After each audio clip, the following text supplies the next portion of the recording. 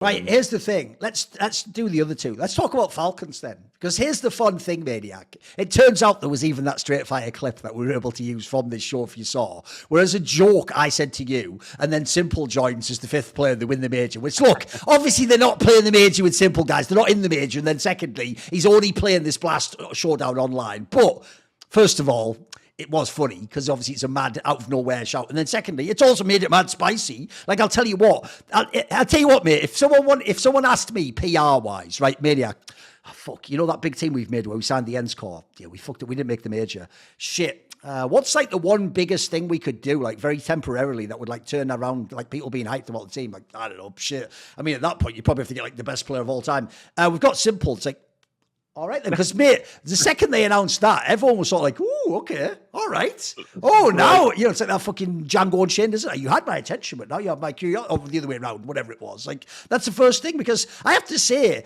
I already alluded to, because of the Katowice run, I already didn't overreact personally to the Falcons losing at the RMR. It was sad, but the differences of these three teams, Liquid, Astralis and Falcons. Falcons actually has had like some coherence. I have seen them get better as the matches have gone on since they've had the team. And when I looked at it, theirs with Boros was just an obvious one. I think the joke is everyone except maybe Boros knew that his time was limited here and it probably wouldn't work out. And it was the most obvious player to replace. So look, even though the Simple one we could talk about a bit, we're assuming it's a temporary move for now. But I do feel like the other reason I'm interested in this team is whoever they do actually get in that fifth spot, if it's not Simple and it actually is just another good player, I do think there's a future to this team, mate. Like I look at the squad and I kind of do feel the pieces work, and I think it has somewhere to go. I'm not worried about this squad essentially. I don't think they need more changes. Just either figure out who you replace Simple with or whatever. But I think there's a future to this team in my opinion. What are your thoughts on Falcons? So it's a bit of a nuanced opinion. On one hand, I do agree with you. I'm not worried about the future of Falcons. Like I know they have a pretty solid like basis already. And whenever they've figured out the fifth player, would it be Simple on the rifle? And that's an entire topic on its own, by the way. Also, what we discussed then at the time, that could be coming back as a rifle, could be the move. That's what's happening now. But I will say, I think that Boros was dealt cards that would, from the very beginning, inevitably end up in him being. Oh, of course. And so the reason I say that is not just because of some of the positions that he's playing, because like some of our colleagues made remarks about like where he's playing, for example, but Jacob Pim said, you know, you should never have a player like that playing ramp. I can agree to an extent, but you know, Robs has been playing ramp and he's playing amazingly. So it's not like it's just an indictment immediately that you're going to get removed. We are in an age now where a strong anchor actually has become one of the most central pieces of any lineup that's winning. Sure. So I personally think that he could have done better than that. But what I felt was that from the very beginning, any of his mistake would be immediately scrutinized. Yes. And from the community and from within as well. And that can be very pernicious in the sense of if you are playing within this team and you already have in the back of your mind, like, oh my God, like I don't really know about this guy. Like if this isn't perfect, we're going to remove him immediately and we're going to try to make another player come in. This is the vibe that I had. And I'm just going to put a PSA on that. Maybe I'm just talking out of my ass. I'm not within the team. I haven't had information from within the team. This is all purely feelings based on watching this team behave and how they were playing together. I had the sense that people were already ready to basically trial him, judge him guilty, send him out of the team whenever any kind of mistakes happen. Because I feel like, sure, his performance wasn't phenomenal, but I have watched them play. I have watched them lose. And I cannot tell you in honesty and full sense of myself that he was the reason why. I can't tell you that. I cannot tell you he is the reason why they have lost at the RMR. Sure, were there mistakes? Absolutely. Were there scenarios where he either reacted too fast or reacted too slow, wasn't synchronized with the rest of the team? Yes, that happened, absolutely. But I think it is an incredible oversimplification to stand here and say, well, you know what, actually, it was just about Boros. So it's okay. Now we're going to remove him. We're going to bring someone else. Simple for that matter. And oh my God, we're right back at the very top. I think it's a bit of a simplification. And there are other players that at time haven't exactly delivered. I think personally, Magisk, for all of the credit that I want to give him, and I've always given him, I had higher expectations from the very get-go. I think both you and I, we painted him as a plug and play that will immediately raise the level of the team. Who's going to deliver on any kind of scenarios. I don't necessarily think that was the case. Not that he was mediocre, but he was not at the level that I hoped for. So I do think there's a case of people are being a little bit reductive with why Falcons didn't work out. Because you also have to remember, I know the format of the RMR is something that we can discuss at large with the seedings and the seedings not being updated and how stupid that is. And I'm aware of that. You still lost the best of 3 to Amcal in overtime on the third map where you were in the lead. Like, where do we go with the format on that? Like, how are we fighting that? Sure. You can argue you should have other chances to bounce back, sure, but at the end of the day, you lost the best of 3 to Amcal. Yes. It's how can I mean, here's the way unfair? you say it, Maniac. The way I would phrase it is this. If someone said to Falcons before the RMR begins, right, we'll teleport you forwards in time, you just have to beat Amcal. They'd take that immediately. They'd say, of course, load him up, let's play the game. So, yeah, you're right, I agree. That life you have no excuse for. It's the best of 3 lost on one LAN. Yeah. Yeah, definitely. So for the rest, I don't really worry. It hasn't changed my opinion on Snappy, Sunpius, Madden, the core. It hasn't changed my opinion on Magisk and what he can do. But I do wonder if they had the right mindset, both mentally and positionally with Boros. But now that problem sort of solved itself. So, you got to bring someone else in. I'm still going to be extremely hyped to see Falcons play. Even more so now that Simple is in, because there's so many different interesting storylines about his return to the game and like the form he's going to have and the mindset he's going to be in. I mean, there's a million reasons to be excited about them.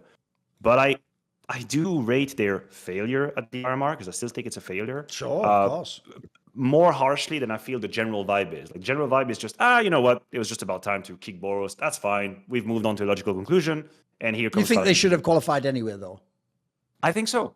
Because you talk about Katowice, and I think in Katowice, they had far from a perfect Counter-Strike. Sure. But they showed so much tenacity and resilience, like coming back into games and having incredible like clutch moments where they win rounds that are impossible to win. Like this, I value that so highly for a team. Like, it's what players are made of. And the RMR is supposed to be the perfect stage to showcase that. Everybody's talking about how pressure this is, and this is the most intense moment of the calendar to make it or break it to the major. I wanted to see what I saw in Katowice. I wanted to see a Falcons that is a little bit brawly, not perfect, mistakes here and there. Sure, we know you're not going to be ready for your full game, but I don't know. They were lacking that little bit of oomph, and I don't really think that just saying it was Boros is accurate. I think there was more to it, but it doesn't mean I'm not excited about the team and I'm giving up on them. Absolutely not. I'm still very excited about the team. By the way, here's how I'm going to treat the Simple thing, Maniac. In theory, I'm just going to treat it on face value. He's joining as a stand-in to just play at the showdown, and then he is a Na'Vi player, and he may choose to play for Na'Vi, who knows? But part of me, low-key, does hope this is also like a power move by Simple, and here's why. Because since he is only coming on loan for this one tournament, surely all the cards are in his hand if he plays really well. Because if he played really well, then he would have the choice. Does he want to go back to Na'Vi and be a rifle, and they make this dope team like we talked about, where Winful could be the AWPer? And by the way, wouldn't that immediately make them a potential contender? It'd be pretty exciting in itself, right? Or maybe there's a world where he likes it in Falcons, and he does say, if you can arrange this signing, then I will be the option, which by the way would be fucking insane. And then I'll lastly put this one other detail in. Technically, this gives us a chance to test out what he said in my interview with him. So if you remember, the headline of the second part of the interview with Simple was, I asked him, could Nico be considered the GOAT of CS2? And he didn't really understand what I meant. He was like, well, no, it can't. CS2's over. And I was like, no, what I mean is, because obviously everyone says the AWP was overpowered and all the top players like you and Ziwu and Device were all AWPers. So what I meant was, if we took the AWP out and the only a rifle existed, wouldn't Nico be the GOAT? And Simple, because he's Simple and we all love him, said no, because I'd have still been better than him with a rifle. Well, remember, Nico was supposed to be the 5th player in this team, and now you're here, Simple. So just go ahead and use that rifle, Hobie, and show me better than Prime Nico. If you can do it, it's right there. Now, look, to be fair, he's obviously coming back after a while off, but I'm with you, Maniac. Fuck any... This is one time where I don't want to hear context. I don't want to hear reasons and sane explanations as to why he shouldn't be that great, and it should just be okay, and they'll probably have like some touch and go games. I want to believe that this is like 2018, I don't know, April 2018 Simple, walking in, fully primed, and he's just going to go mental, but with a rifle and dominate completely. I want to believe so badly.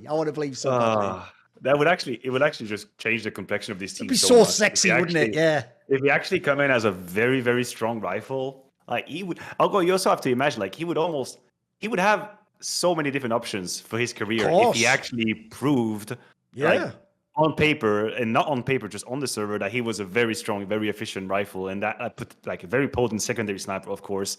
Poof, this would actually be sick.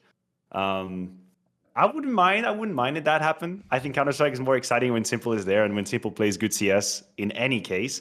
But there's a little like vicious part of me that's thinking, what if he's struggling? Like, what's going to happen? Oh, okay. What's going to happen? Like, how? What?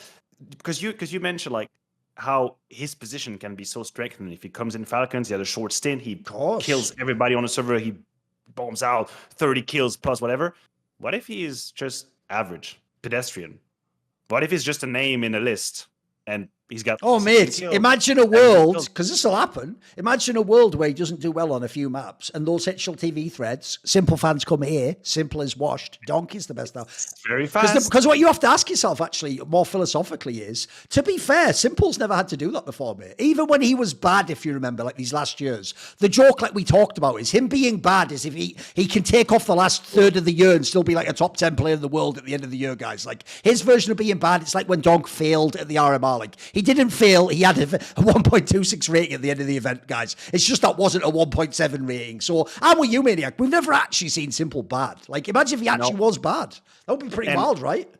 Well, it would be, of course. I don't believe Simple will ever be bad with a capital B. I don't think that's going to happen. But what I do think is that we might underestimate the time he would need to reach the level where we can call him Simple again, right? Sure. And I'm just going to put a bow on it as well. I think the community will very likely overreact to Simple playing average. Because I think if you're being truly objective, dude, to be fair, didn't everyone go mad on Zero after like one series? There you go, four maps. There you go. Four maps. Like Maui had a tweet where he said like Zywoo's not a top 10 player anymore. And like, I love it. Whatever, I love it. Whatever. That's a hot take and a half right there. Time took care of itself. Time took care of it. I love it. All good. But this is what's going to happen to Simple, right? Because like the Nico, the Simple, the Zywoo's of the world, they have a couple of bad maps and then that's it. You talk about the HTTP forums and all. I know that even if he shows up at the showdown and is average or above average, I know that it would only be a matter of time with a bit more playtime on the server for him to once again go to a very high level. Right. I'm aware of that. But the community probably isn't, or a vocal part of the community probably isn't. And how would then Simple deal with the kind of vibe that would come out of this very vocal side of the community? Would say, haha, Simple washed, is the same as last year. Yep. Not even a top 10 player anymore. That's it. You're done. That's like this is where, as crazy as it sounds, it feels like there are new pages that can be written in the book of Simple, which already is the greatest book that we have in Counter-Strike, modern Counter-Strike. There are still new pages to be written. Like, hey, do you have it like to walk back up the stairs, like to push that boulder once again back up the mountain, now that you've arguably struggled a little bit? But I do think that in Falcons at the showdown is probably a pretty favorable moment to do so. It's not that much pressure. It's online as well. Yeah, exactly. You're just here as a stand-in. Yeah. I think it's a good moment to do that. It's a good moment to destroy everybody on the server if you still have it in you.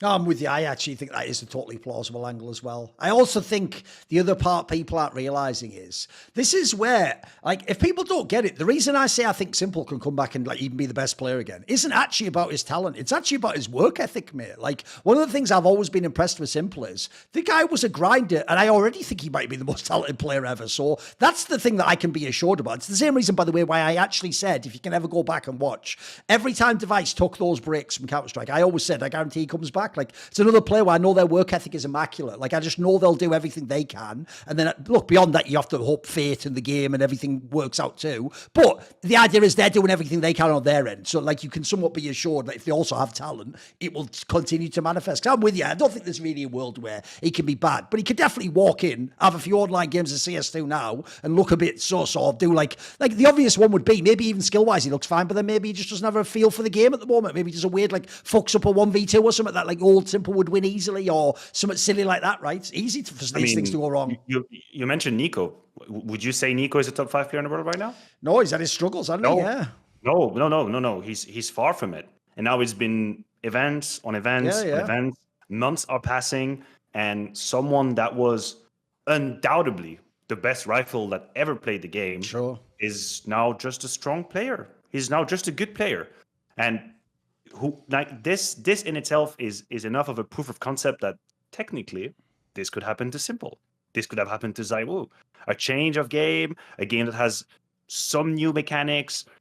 It's always the conversation is always whenever you change version of a game. In my mind, and I don't know if I'm mentally obtuse about it, but I feel like whoever was mastering the former discipline at the highest sort of has the most adjustments to make to the new version, because you were at the very top of what was done sure. before. Yes. You mastered it. That's you finished the game. You were the best with all the timings and the mechanics of the game and whatever crosser placement you needed and vertical, horizontal, how you should spray or not, move or not. You were at the highest. And so now you have a new game coming up, and whatever you were doing technically isn't working anymore. So the adjustment that you have to put in technically can be like, or at least philosophically can be thought at, that's a bigger adjustment, because you have once again to go back to the very top, and then gonna have to see how you adapt to it. But I do think that for Simple, having a bit more rifle play instead of Opper is a very good way to ease back up into it, to keep some movement in the game, to have some of these like peeker's advantage and spray and like white swing. I think it's a very good way, because he was always super aggressive as a player. So you can use it as a rifle. Use it as a rifle, it's gonna be fine. And then whenever you want up, bring up the secondary sniper, and then it's gonna be all good. See more cool, funny, interesting clips based on topics from my content? Well, subscribe to this channel then, or, be a pleb and don't.